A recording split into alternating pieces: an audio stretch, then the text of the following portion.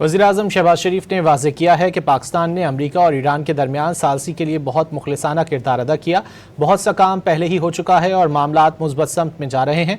Beijing में चीनी वज़ीर-ए-आज़म से मुलाकात के दौरान वज़ीर-ए-आज़म शहबाज शरीफ ने बावर कराया कि फील्ड मार्शल ने ईरानी और अमरीकी क़यादत के साथ बार बार राब्ते करते हुए बहुत अहम किरदार अदा किया।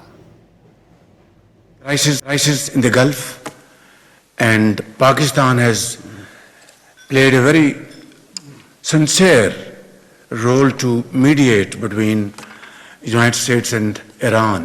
Field Marshal has just come back from Tehran, and he didn't want to miss this great visit. He has played a very important role back and forth with Iranian leadership and American leadership, and lots of ground has already been covered.